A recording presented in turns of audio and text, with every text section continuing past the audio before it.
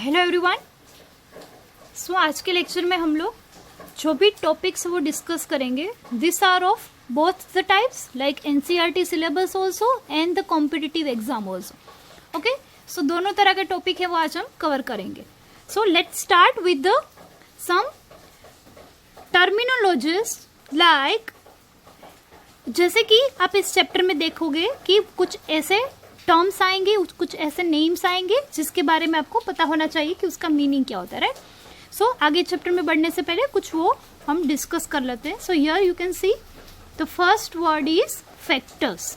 ठीक है, factors word है जिसका मतलब होता है unit of heredity which is responsible for the inheritance and appearance of characters. अब ये क्या है, जैसे कि हम लोग जीन्स बोलते हैं, राइट। तो ये वही है, बट शुरू में जब भी हम लोगों को पता नहीं था जीन्स वगैरह के बारे में, जब तक उसकी डिस्कवरी नहीं हुई थी, तो उससे पहले जब ग्रीगर मेंडल ने अपने एक्सपेरिमेंट से स्टार्ट किया इन सब चीजों के बारे में फाइंड आउट करना, तो उन्होंने सबसे पहले तो वर्ड दिया था फैक्टर, जिसको आज हम जीन्स के नाम से जानते हैं। ठीक है, सो ये क्या है, जीन्स क्या है, तो आप लोगों को पता ही है, हेरिडिटी के लिए रिस्पॉन्सिबल है। और जो भी कैरेक्टर्स है हम में आते हैं from the parents, this are the from genes, है ना, वो जीन्स की वजह से हैं हमारे अंदर। So the word is factor. This factors were referred as genes by Johannsen in 1909। ठीक है, मेंडल यूज टर्म एलिमेंट और फैक्टर। ये जीन वर्ड है वो बाद में दिया गया। सबसे पहले जो वर्ड दिया गया था इन फैक्टर्स को वो था फैक्टर और एलिमेंट्स। और किसने ये वर्ड दिया था, मेंडल ने, क्योंकि उनकी डिस्कवरी से इन सब की चीजों के बारे में आगे कुछ जानकारी मिली और फर्दर रिसर्चेस हुए, राइट। बट बिफोर मेंडल ने वर्ड दिया था factor. Clear? Okay, now the factors are of two types. ठीक है, the dominant factor are represented by the capital letter while recessive factor by small letter।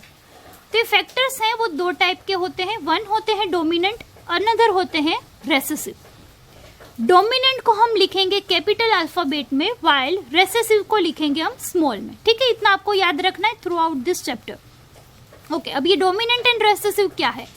So dominant are of those कि जो character show करेंगे, while the recessive are of those which do not represent any kind of characters। ठीक है, यानी कि मान लो आप, जैसे कि पेरेंट में से ये जीन्स डीएनए है वो आते हैं चाइल्ड में, राइट। ये आप लोगों को पता है बेसिक इन्फॉर्मेशन। सो एक कैरेक्टर के, यानी एक कोई भी कैरेक्टर के दो टाइप के फैक्टर्स होते हैं, एक होते हैं डोमिनेंट, एक होते हैं रेसेसिव। अब जो भी डोमिनेंट होंगे उनके हिसाब से कैरेक्टर्स है वो शो करेंगे। जैसे कि हम एग्जाम्पल मान के चलते हैं आई कलर, ठीक है, जो कि मोस्ट ऑफ हम यही यूज करते हैं एग्जाम्पल में, तो वही हम कंटिन्यू रखेंगे कि आई कलर। तो मान लो फादर में से आई कलर है, उसके जीन्स में से आए हैं ब्लैक कलर, वाइल अनदर में से आए हैं, यानी मदर में से आए हैं कौन से colour, for example blue colour. ठीक है, अब ब्लैक कलर है वो जीन है वो डोमिनेंट है, और ब्लू कलर है वो सपोज रेसेसिव है। सो जब ये दोनों जीन्स, दोनों फैक्टर से वो पास ऑन होंगे चाइल्ड में, तो चाइल्ड की आई है वो किस कलर की होगी, डोमिनेंट कलर की। और डोमिनेंट कौन सा था, ब्लैक। सो आया समझ में, डोमिनेंट मतलब जो कैरेक्टर शो करेंगे, वाइल रेसेसिव मतलब वो प्रेजेंट तो है बट उसके कैरेक्टर से वो शो नहीं करेंगे। Clear? Okay, so the dominant उसको कैपिटल लेटर से लिखेंगे, रेसेसिव उसको हम स्मॉल लेटर से लिखेंगे। Next comes alleles. So alternative forms of a gene which are located on same position, यानी लोकाई जिसे बोलते हैं, on the homologous chromosome is called allele and the term coined by Bateson। Scientist का नाम है Bateson, जिन्होंने ये term दी थी। एलील मतलब क्या, तो ये जीन्स के फॉर्म से जो कि होमोलोगस क्रोमोसोम पे प्रेजेंट होते हैं। नाउ होमोलोगस क्रोमोसोम मतलब क्या, सो होमोलोगस क्रोमोसोम मीन्स, जैसे कि मान लो ये दूसरा क्रोमोसोम है, ठीक है, ऐसे तो पेयर में होते हैं। जैसे कि आप लोगों को पता है टोटल 23 पेयर्स ऑफ क्रोमोसोम होते हैं, तो यानी कि 1 नंबर पे 2, सेम वे 2 नंबर पे भी आएंगे 2, तो ऐसे पेयर में होते क्रोमोसोम। सो सेम पेयर है उसे बोलते हैं होमोलोगस क्रोमोसोम। क्लियर? तो होमोलोगस क्रोमोसोम मतलब क्या? सो ऐसे जीन्स जो कि सेम पेयर के एलील्स पे प्रेजेंट हो, ठीक है, उसे बोलेंगे एलील्स। तो उसके एग्जाम्पल है, जैसे कि हम मान के चलते फॉर एग्जाम्पल दोनों डोमिनेंट यानी capital T, one dominant one recessive और बोथ रेसेसिव यानी दोनों स्मॉल लेटर में हमने लिखे हैं, है ना। So this kind of possibilities are there. Allele की 3 टाइप की पॉसिबिलिटीज होती है, आइदर दोनों डोमिनेंट हो, आइदर एक डोमिनेंट एक रेसेसिव हो और दोनों रेसेसिव हो। क्लियर? तो इस हिसाब से आप लोग ये एलील के 3 टाइप से वो देख सकते हो। नेक्स्ट टर्म है उसके बारे में बात करते हैं। सो वो है homozygous and the another one is heterozygous. अब ये बोथ क्या है? Homozygous and heterozygous. So homozygous मतलब a zygote is formed by the fusion of 2 gametes having identical factors is called homozygote and the organism developed from this called homozygous। ठीक है, होमो यानी दोनों similar, तो ऐसे एलीज का फॉर्म जो कि जाइगोट से बना है। जाइगोट यानी आपको पता है फर्टिलाइज्ड एग है ना, फर्स्ट सेल जिससे पूरा ऑर्गेनिज्म बनेगा उसे हम बोलते हैं जाइगोट। तो ये जाइगोट किससे बनेगा? गेमेट से, male gamete and female gamete, ये दोनों मिला के फर्स्ट सेल जो बनाते हैं फ्यूज्ड सेल उसे बोलते हैं जाइगोट, है ना। तो अब इस जाइगोट में मान लो आइडेंटिकल फैक्टर्स प्रेजेंट है यानी दोनों सिमिलर फैक्टर प्रेजेंट है, ठीक है, आइदर बोथ डोमेटिव और बोथ रेसेसिव, तो उसे बोलते हैं होमोजाइगस। तो यहाँ पे हमने एग्जाम्पल लिखा है T both capital, or both capital और बोथ स्मॉल, ठीक है। तो ये जैसे कि हम लोगों ने एलील के टाइप में फर्स्ट एंड लास्ट लिखा है, या तो दोनों डोमिनेंट होंगे या दोनों रेसेसिव होंगे, ठीक है, दोनों मतलब सिमिलर होने चाहिए, उसे बोलते हैं होमोजाइगस कंडीशन। क्लियर? तो हेट्रोजाइगस किसे बोलेंगे हम? So the zygote is formed by fusion of 2 different types of gamete carrying different factors is called heterozygous। तो दोनों है वो डिफरेंट होंगे, तो दोनों डिफरेंट कैसे हो सकते हैं? So one can be dominant and another can be recessive, तो उसे बोलते हैं हेट्रोजाइगस। यानी आप यहाँ पे एग्जांपल 2 लिखे हमने, देख सकते हो, एक कैपिटल टी एक स्मॉल टी। अगर दूसरा हम एलील लेके चले तो कैपिटल आर स्मॉल आर, है ना, तो इस हिसाब से तो उसे बोलते हैं heterozygous condition. While both are same either dominant और रेसेसिव, तो उसे बोलते हैं होमोजाइगस। क्लियर? तो इस हिसाब से कुछ टर्मिनोलॉजीज है जो कि आगे आपको आएगी, सीधे वर्ड्स आएंगे, टर्म्स आएंगे, आपको पता होना चाहिए कि ये क्या है। नेक्स्ट बात करते हैं हम लोग। So the term is phenotype and genotype.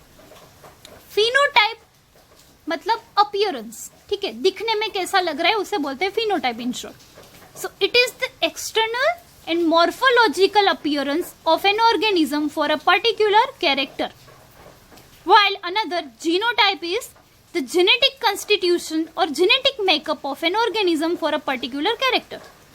तो यानी फिनोटाइप मतलब हम कैसे दिख रहे हैं, जैसे कि हमने अभी बात की थी आई कलर के एग्जांपल की, तो आई का कलर है सपोज ब्लैक, तो वो हो गया फिनोटाइप। अब इस ब्लैक कलर के लिए कौन से जीन्स रिस्पॉन्सिबल है, वो हो गया जीनोटाइप, यानी जेनेटिक लेवल पे इंफॉर्मेशन वो होता है जीनोटाइप, और अपीयरेंस यानी दिखने से कैसे लग रहे हैं उसे बोलते हैं phenotype. So black color is phenotype and the genes are responsible for the black color is called genotype। Clear? तो इस हिसाब से कुछ टर्मिनोलॉजी से इतनी जो कि आपको आगे यूज होगी, सो याद रखनी है। क्लियर? ओके, और इसके बेसिस पे एमसीक्यूज भी पूछे जा सकते हैं, लाइक ये आपको डेफिनेशन देके कि दिस इज कॉल्ड करके फॉलोइंग, है ना, तो आपको 4 ऑप्शन में से सिलेक्ट करना है जो कि रिलेवेंट हो। ओके, तो यहाँ पे ये टर्मिनोलॉजीज की बात खत्म हो गई। अब हम आगे देखेंगे। सो टॉपिक है आपकी टेक्स्ट बुक का जो कि हम पढ़ेंगे मेंडल्स एक्सपेरिमेंट, जो कि मोस्ट इम्पोर्टेंट है। बट उससे पहले हम बात करते हैं कुछ मेंडल के रिलेटेड कि उन्होंने कैसे एक्सपेरिमेंट्स किए, कितने साल किए, किस पे किए, ठीक है, और पेपर है वो कहाँ पे पब्लिश। ये हम इसलिए देख रहे हैं क्योंकि इसके रिलेटेड एमसीक्यूज है वो कॉम्पिटिटिव एग्जाम में पूछे जाते हैं।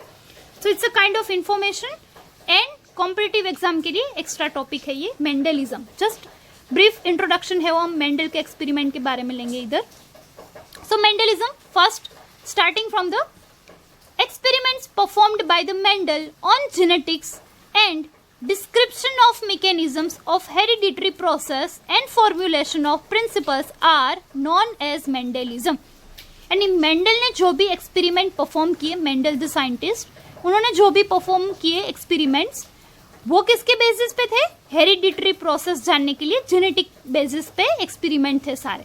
तो उनके इन जेनेटिक एक्सपेरिमेंट्स को बोलते हैं मेंडेलिज्म, ठीक है। और उन्होंने जो भी फॉर्मूलाज दिए और जो भी कंक्लूजन्स दिए आफ्टर द रिसर्च, उसे हम बोलेंगे मेंडेलिज्म, ठीक है। Now his full name is ग्रीगर John Mendel, 1822 to 1884, okay, but his experiment in 1856 to 1857, he started his historical experiments of heredity on pea plants. Its scientific name is Pisum sativum, ये भी याद रखना है MCQ के लिए। And his experimental work continued on pea plant till 1863. Almost उन्होंने 10 years के लिए ये सारे पी प्लांट पे एक्सपेरिमेंट्स किए और उसके बाद पे ये कुछ जेनेटिक कंक्लूजन्स दिए थे, ठीक है। सो मेंडल ने अपने एक्सपेरिमेंट में, जो कि ऑलमोस्ट 10 साल तक चला था, उसमें उन्होंने जो भी एक्सपेरिमेंट किए थे वो ओब्वियसली वो बेसिस, उनका बेसिक था क्या? Genetics, right. और जेनेटिक्स के बेसिस पे उन्होंने जो भी इनहेरिटेंस के रिलेटेड कुछ लॉस दिए और कुछ स्टेटमेंट दिए, जो कि फर्दर उसको यूज करके अनदर साइंटिस्ट ने बहुत सारी डिटेलिंग दी, right. But before this DNA, genes, इन सब के बारे में इतनी इन्फॉर्मेशन थी नहीं before Mendel's research, okay. So अब बात करते हैं नेक्स्ट कि जो भी उन्होंने एक्सपेरिमेंट किया था पाइसम सटाइवम यानी कि पी प्लांट पे, वो उनका वर्क था, चला था टिल 1863 तक। And the results of his experiment were published in the science journal nature for Scandinavian in 1865। Journal थी बेसिकली, नेचर जर्नल थी, जिसमें उन्होंने अपना साइंटिफिक वर्क है वो पब्लिश किया था। And his paper of research known as experiment in plant hybridization, जो उन्होंने अपना रिसर्च पेपर है वो पब्लिश किया था, उसका नाम था experiment in plant hybridization, and this was published in the journal Nature. So this is all about the Mendel's detail and his brief about the research. Now the next topic is reasons for Mendel's success. तो ये Mendel को father of genetics क्यों बोला जाता है? So obviously उन्होंने जो भी रिसर्च किया वो फंडामेंटल था, उन्होंने बेसिक्स दिए जो कि तब तक पता नहीं थे किसी को, like genes and all, the heredity and the characteristics कैसे पास ऑन होते हैं। So obviously it's a breakthrough. So कुछ ऐसा था उनके एक्सपेरिमेंट में जिन्होंने उनको सक्सेस दिलाई। तो वो क्या क्या रीजंस थे जिनकी वजह से मेंडल है वो इतनी अच्छी डिस्कवरी है वो कर पाए, राइट। सो उसके बारे में डिस्कस करते हैं। फर्स्ट है, Mendel studied the inheritance of one or two characters at a time, unlike his predecessors who had considered many characters at a time. So what does it mean?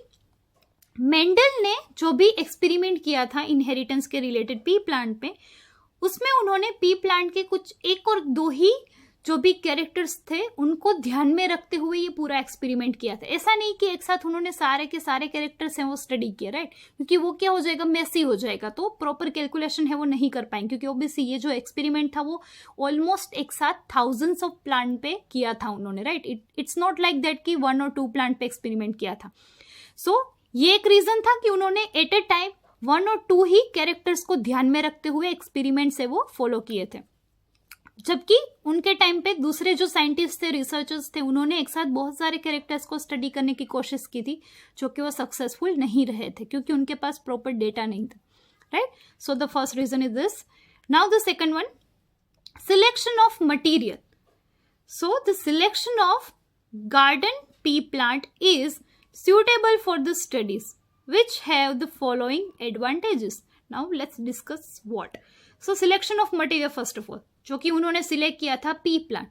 So this was the best for his performance and for his study throughout.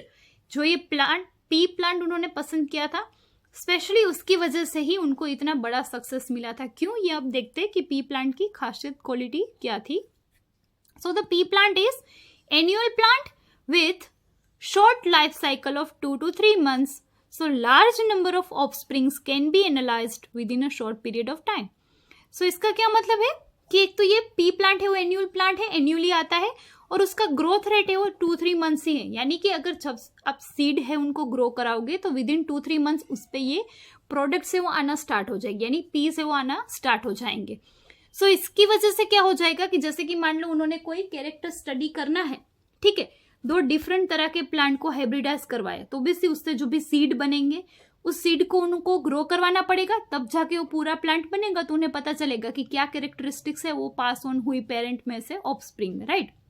तो मान लो अगर ये कोई ऐसा plant होता जिसको grow होने में मिनिमम 7-8 महीने लग जाते, यानी उसमें प्रोडक्ट आने में, तो भी ये रिसर्च भी है उनका, जो भी रिजल्ट उनको देखना है वो 7-8 मंथ्स के बाद उनको पता चलता है कि क्या हुआ है हाइब्रिडाइजेशन, कैसी ऑफस्प्रिंग आई है, कैसे पी आए हैं, है ना, पेरेंट जैसे हैं या डिफरेंट कलर के हैं. So this kind of research है वो बहुत ही टाइम कंज्यूमिंग हो जाता है. But here in this case क्या हो गया, 2-3 मंथ्स ही उनका मैच्योरेशन पीरियड है, तो प्लांट में प्रोडक्ट आना स्टार्ट हो जाती है. So obviously because of its short life cycle उनको एक्सपेरिमेंट करने में फायदा हुआ और वो बहुत ज्यादा एक्सपेरिमेंट से वो कर पाए, ठीक है. So first reason is this. Second is it has many contrasting traits. दूसरा है कि पी प्लांट में बहुत सारी वेराइटीज देखने को मिलती है, बहुत सारे डिफरेंट कॉन्ट्रास्टिंग कैरेक्टर्स देखने को मिलते हैं. ये हम बात करेंगे जो कि टेक्स्ट बुक का टॉपिक है इसके बाद हम, बट अभी के लिए कि उसमें बहुत सारे ट्रेट्स होते हैं. तो उसकी वजह से क्या हो गया कि उन्होंने एक कैरेक्टर लिया, सपोज पी प्लांट में पी यानी उसका कलर, तो 2 है, येलो भी होता है और ग्रीन भी होता है. तो ये कैरेक्टर को ध्यान में रख के उन्होंने एक्सपेरिमेंट किया कि सपोज हम दोनों पेरेंटल प्लांट है, अगर दोनों येलो कलर के पी लेते हैं तो कैसा आएगा, फिर दोनों ग्रीन लेते हैं तो कैसा आएगा, 1 येलो 1 ग्रीन लेंगे तो कैसी ऑफस्प्रिंग होगी, राइट. तो उस हिसाब से ये पी प्लांट में बहुत ही ज्यादा कैरेक्टरिस्टिक्स देखने को मिलती है डिफरेंट तरह की. सो उनको ये रिसर्च करने में इजी रहा कि उन्होंने वो देख पाए कि कैसे कैरेक्टर्स पेरेंट्स में हैं तो कैसे कैरेक्टर ऑफस्प्रिंग में आएंगे, right. So this one is also contrasting traits is also beneficial for him. Third था natural self pollination is present in pea plant. Third है नेचुरली ही उसमें पोलिनेशन होता है, we need not to do that. हाँ ठीक है, अगर हमें कुछ नए एक्सपेरिमेंट करने हैं, नए हाइब्रिडाइजेशन प्रोसेस करवानी, then we need to do that, but otherwise naturally उसमें पोलिनेशन है वो अच्छे से हो जाता है. Next, cross pollination can be performed in it artificially. Natural pollination तो है ही है, बट हम क्रॉस पोलिनेशन भी करवा सकते हैं, यानी हाइब्रिडाइजेशन प्रोसेस भी उसमें इजी है. कोई प्लांट्स होते हैं जिसमें हम आर्टिफिशियली हाइब्रिडाइजेशन इतना अच्छे से सक्सेसफुली नहीं कर पाते हैं क्योंकि नहीं प्रॉपरली फर्टिलाइजेशन होता है, but here in this case we can do that also. So अगर हमें भी कुछ कैरेक्टर्स हैं वो ऐड करने, then that can be possible. Next, pea plant is easy to cultivate. तो उनको ग्रो करवाना पी प्लांट को बहुत ही इजी है, ज्यादा केयर नहीं चाहिए होती है, ज्यादा न्यूट्रिएंट्स नहीं चाहिए होते, वो इजीली फार्म में फील्ड में अच्छे से ग्रो हो जाते, तो ज्यादा उनको केयर करने की जरूरत नहीं पड़ती है. So this is also less time consuming. And the last, in addition to pea, Mendel worked on the rajma and hawkweed. तो उन्होंने ऐसा नहीं कि सिर्फ पी प्लांट पे वर्क किया, हाँ बेसिकली उनका वर्क था पी प्लांट पे ही, most of research and statements भी उनके पी प्लांट के बेसिस पे ही थे, बट ऐसा नहीं कि उन्होंने सिर्फ ये एक ही प्लांट पे वर्क किया, उन्होंने और बहुत सारे प्लांट्स पे भी वर्क किया जस्ट टू सी कि ये सेम पैटर्न फॉलो होती है या कुछ डिफरेंट होता है. Okay, so this is the characteristics of P plant जो कि उन्होंने चूज किया था, तो उसकी वजह से भी उनको बहुत ही फायदे हुए और रिसर्च वो कर पाए अच्छे से successfully. Then what, so Mendel quantitatively analyze the inheritance of qualitative characters.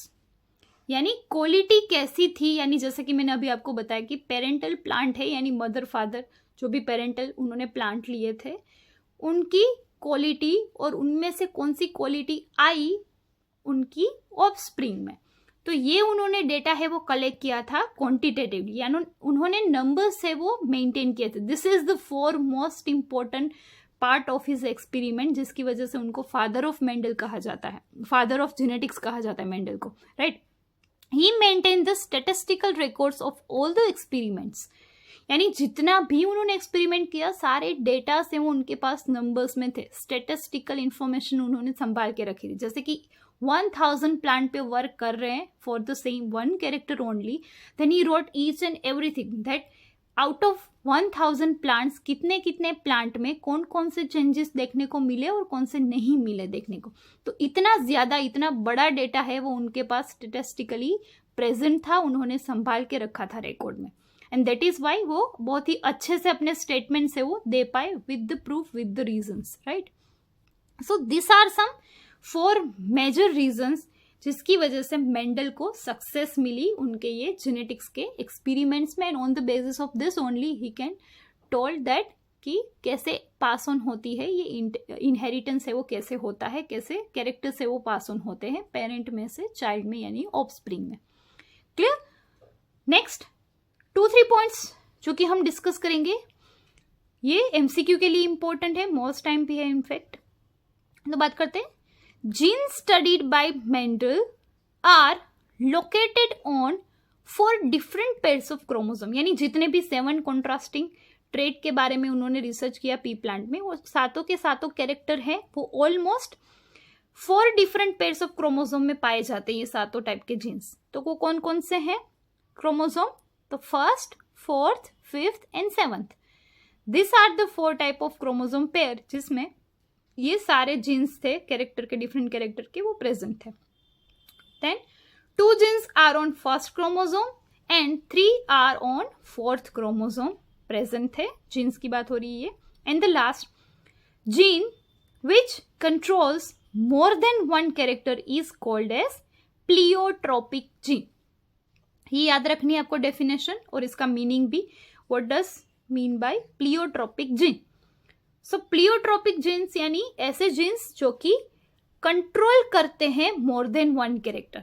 Now normally क्या होता है, हर एक कैरेक्टर का हर एक जीन होता है, ठीक है, कुछ एक चीज, एक जो भी क्वालिटी होती है हम में, उसके रिलेटेड कोई ना कोई एक जीन है वो हमारे बॉडी में, हमारे डीएनए में, सेल के अंदर प्रेजेंट होता है। बट समटाइम्स क्या होता है, एक ही जीन है वो बहुत ही ज्यादा यानी more than 2-3 types of character से उनको कंट्रोल करते हैं। So this kind of genes are called pleiotropic genes. ये रेयर होता है और बहुत ही कम होते हैं, राइट। बाकी नॉर्मली कैसे होता है कि एक जीन एंड एक character, but here pleiotropic genes means 1 gene but many characters. Clear. तो उसे बोलते हैं प्लियोट्रोपिक जीन्स।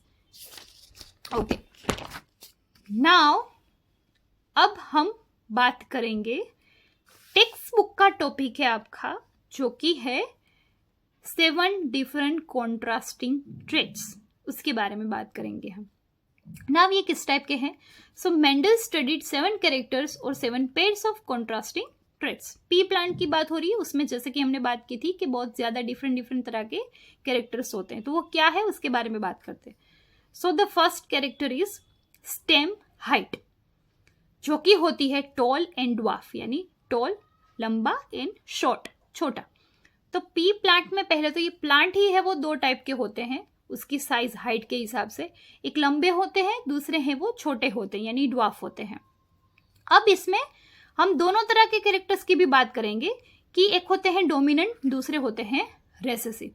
अब ये कैसे पता चला? ये हमको तो भी पता है कि इस टाइप के कैरेक्टर से वो सारे डोमिनेंट हैं, इस साइड के हैं वो सारे रेसेसिव हैं, बट दिस मेंडल ने आफ्टर हिज एक्सपेरिमेंट उन्होंने बताया कि डोमिनेंट कौन से थे और रेसेसिव कौन से थे, क्योंकि कौन से पास ऑन हुए, कौन से कैरेक्टर से वो नहीं हुए, ये सारे डेटा और वो कैसे दे पाए, on the basis of his statistical data जो कि उन्होंने मेंटेन किया था। तो उसके बेसिस पे वो बता पाए कि कौन से कैरेक्टर है वो डोमिनेंट है और कौन से कैरेक्टर है वो रेसेसिव है। तो हम इधर डायरेक्टली पढ़ रहे हैं, पर ये उन्होंने प्रूफ किया था विथ हिज रिसर्च, राइट। तो पहला होता है स्टेम हाइट। तो मोस्टली डोमिनेंट कौन सी हाइट होती है? टॉल, यानी मोस्ट ऑफ प्लांट है वो कैसे दिखेंगे? टॉल ही होते हैं। दूसरे रेसेसिव कैरेक्टर है वो है ड्वार्फ यानी छोटे। सेकंड फ्लावर कलर, यानी ये सीड जो भी आते हैं उससे पहले फ्लावर आएंगे, तो फ्लावर का कलर है वो 2 टाइप का देखने को मिलता है पी प्लांट में। वन होता है violet and another white. So the violet colour is dominant and the white colour is recessive. अगर मान लो वायलेट एंड व्हाइट दोनों कलर के जीन्स अगर प्रेजेंट है उस प्लांट में, तो कौन सा कलर है वो ऑफस्प्रिंग में देखने को मिलेगा? डोमिनेंट 1 यानी वायलेट। थर्ड है flower position, axial and terminal. तो ये पोजिशन के बारे में हम लोग 11th स्टैंडर्ड में आप लोग पढ़ चुके हो बॉटनी के चैप्टर्स में, राइट। तो ये फ्लावर की पोजीशन भी डिफरेंट डिफरेंट तरह की होती है प्लांट में। तो कैसी, axial and terminal. So axial मतलब साइड में, यानी जहां पे ब्रांचेस निकलती है तो साइड में फ्लावर्स आएंगे, while in case of terminal at the end, यानी टिप पे। प्लांट में जो भी ब्रांच होती है उसके टिप पे अगर फ्लावर आते हैं तो उसे बोलते हैं टर्मिनल, साइड में आते हैं तो उसे बोलते हैं एक्सियल। तो एक्सियल है वो डोमिनेंट कैरेक्टर है, वाइल टर्मिनल है वो रिसेसिव कैरेक्टर है। Then fourth, pod shape. Pod यानी जिसके अंदर ये पीस है वो रहते हैं, है ना, बहुत सारी लंबी लंबी जो भी पॉड्स होती हैं, उसका शेप भी डिफरेंट होता है। तो कौन से टाइप का होता है, इन्फ्लेटेड एंड कंस्ट्रिक्टेड, यानी फूला हुआ और सिकुड़ा हुआ, जिसको बोलते हैं कंस्ट्रिक्टेड। ठीक है, तो ये दो तरह की पॉड भी मिलती है उसमें। देन पॉड का कलर भी डिफरेंट होता है, तो ऐसे भी प्लांट्स होते हैं। So pod colour can be green and yellow, but the green colour is dominant while yellow is recessive. Then comes to seed यानी पी, है ना। तो ये सीड का शेप भी अलग होता है, सीड का कलर भी डिफरेंट तरह का मिलता है पी प्लांट में। सो शेप है वो होते हैं राउंड और रिंकल्ड। राउंड यानी जिसकी स्मूथ सरफेस होती है, रिंकल्ड यानी जिगजैग टाइप की होती है सरफेस, रफ सरफेस जिसको हम बोल सकते हैं। And colour, so yellow and green, but the yellow one is dominant while the green one is recessive. So this kind of 7 contrasting traits are possible in the pea plant, and because of this only Mendel can give his statement about that what kind of character from the parent to the offspring comes and what kind of not, and on the basis of he gave the term dominant and the recessive. Clear? तो ये एक character को ध्यान में रखते हुए उन्होंने experiment किया था सारे प्लांट्स पे, देन दूसरा कैरेक्टर लिया, फिर तीसरा, ऐसे पहले उन्होंने एक्सपेरिमेंट किए थे, देन 2 कैरेक्टर्स टुगेदर देखा था उन्होंने कि कैसे पास ऑन होंगे।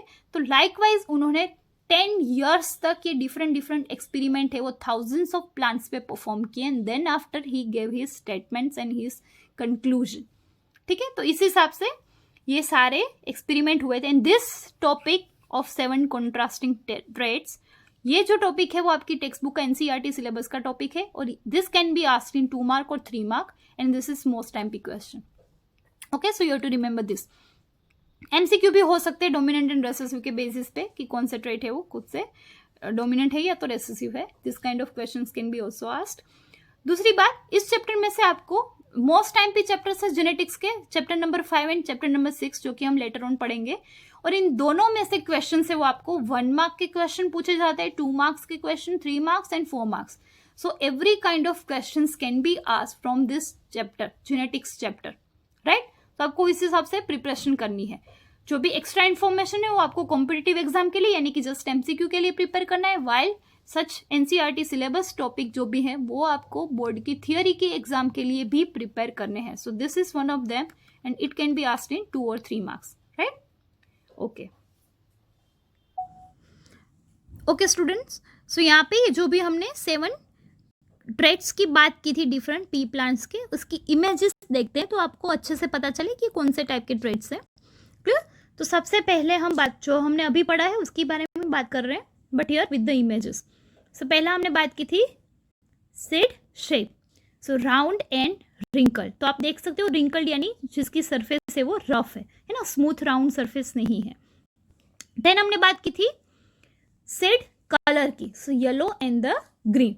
और आप लोग देख सकते हो ये जो फर्स्ट रो है वो है डोमिनेंट ट्रेट्स, दूसरा है वो है रेसेसिव। ठीक है, देन हमने थर्ड बात की थी फ्लावर कलर, तो होता है 2 टाइप का, पर्पल एंड व्हाइट। देन हमने बात की थी pod shape, so inflated and constricted.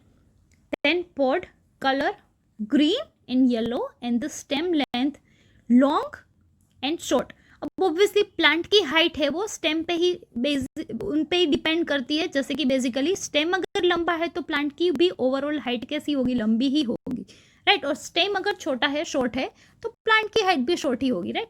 So stem length long and short and the last flower position.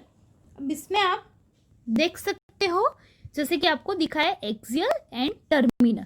तो एक्सियल में आप लोग फ्लावर की पोजीशन, वायलेट कलर के फ्लावर्स की पोजीशन है वो देख सकते हो कि ब्रांचेस में साइड में होती है ना। वाइल द टर्मिनल में ब्रांचेस की एंड में टिप पे फ्लावर्स आते हैं, उसको बोलते हैं टर्मिनल। क्लियर? तो इस हिसाब से कुछ फ्लावर्स की पैटर्न होती है। इधर टिप पे आप लोग देख सकते हो, है ना, जबकि एक्सियल में साइड में फ्लावर्स है वो आते हैं, टिप पे नहीं आते। Clear? So this are 7 inheritable pea plant characters observed by the Mendel. Clear? Next image है, ये भी सेम ही है जो भी हमने अभी पढ़ा, तो उसके रिलेटेड सेम ही है, ठीक है। Now here in this case आप लोग डायग्राम में देख सकते हो, दो वर्ड लिखे हैं, one is P, another is F1 करके लिखा हुआ है। So what is P and what is F1, जो कि हम लोग डिस्कस कर चुके हैं पहले ही। P मतलब पेरेंटल प्लांट, तो उसका P है वो लिखा जाता है, and F1 means first filial generation, यानी फर्स्ट सर्वाइवल जनरेशन, बची हुई है, जिंदा है ऐसी generation, but first generation, right. तो उसका यहाँ पे आपको डेटा दिया गया। ये क्यों दिया हमने, तो डोमिनेंट और रेसेसिव को जस्टिफाई करने के लिए ये डायग्राम है वो दी हुई है। तो जैसे कि अगर मान लो पेरेंटल में हम देखें कि दो तरह के पेरेंटल प्लांट है, जैसे कि एक पर्पल फ्लावर वाले और वाइट फ्लावर वाले, ठीक है। तो ऐसे पेरेंट की जनरेशन है वो कैसे फ्लावर वाली आएगी, पर्पल की आएगी या वाइट की आएगी। तो हमने अभी कैरेक्टर्स हैं वो पढ़े, डोमिनेंट एंड रेसेसिव। तो कौन सा, पर्पल यानी वायलेट कलर था वो कैसा था, डोमिनेंट था। तो ऑब्वियसली फर्स्ट जनरेशन है उसमें फ्लावर है वो कौन से कलर के होंगे, पर्पल वी कैन से, और violet we can say, right. Next था फ्लावर पोजीशन। तो मान लो पेरेंटल में हम दोनों डिफरेंट तरह के प्लांट लेते हैं, एक्सियल भी है फ्लावर की पोजीशन और टर्मिनल भी है। ऐसा अगर हम प्लांट लेते हैं, देन फर्स्ट जनरेशन में कैसा प्लांट होगा, एक्सियल वाला होगा या टर्मिनल फ्लावर की पोजीशन वाला होगा। So the answer is axial. Why axial, तो हमको पता है कि एक्सियल कैरेक्टर है वो कैसा है, डोमिनेंट है। Same way in the seed colour, yellow and green अगर हम पेरेंटल प्लांट लेते हैं तो उसकी फर्स्ट जनरेशन में उसमें कैसे सीड्स आएंगे, येलो कलर के ही आएंगे, क्योंकि yellow is the dominant one. Then seed shape round and wrinkled, so the answer first generation is round, तो राउंड है वो डोमिनेंट है। सेम पोड शेप होता है, इन्फ्लेटेड एंड कंस्ट्रिक्टेड, तो फर्स्ट जनरेशन में होगा इन्फ्लेटेड क्योंकि ये डोमिनेंट है। Same pod colour green and yellow, the answer is green, क्यों, क्योंकि फर्स्ट जनरेशन में ग्रीन आएगा क्योंकि ग्रीन कलर है वो डोमिनेंट है। And the last plant height, tall and dwarf, so first generation में सारे प्लांट है वो होंगे टॉल। क्लियर? तो इसके बेसिस पे हमें पता चलता है कि ये डोमिनेंट कैरेक्टर है वो कौन से हैं और रेसेसिव है वो कौन से हैं। Clear? So this is all about the information, basic information for your competitive exam as well as for your understanding, जो कि हमने टर्म्स की बात की थी, and the text book topics also. Next lecture में हम लोग बात करेंगे मोस्ट इंपॉर्टेंट स्टार्टिंग से, जो कि है मेंडल के एक्सपेरिमेंट्स, एक्चुअल एक्सपेरिमेंट्स जो कि कैसे उन्होंने प्रिपेयर किए थे, कैसे उन्होंने कैरी आउट किए थे, उनके बारे में हम बात करेंगे नेक्स्ट लेक्चर से। ठीक है, तो यहाँ तक बेसिक से वो सारा कंप्लीट हो गया है, आपका इंफॉर्मेशन है वो भी खत्म हो गई ऑलमोस्ट, और कॉम्पिटिटिव एग्जाम के रिलेटेड भी हमने बहुत कुछ कवर कर लिया है। क्लियर? सो टिल देन इतना आपको याद रखना है, जो भी टर्म्स वगैरह थे वो, और बाकी हम लोग नेक्स्ट लेक्चर में है वो स्टडी करेंगे।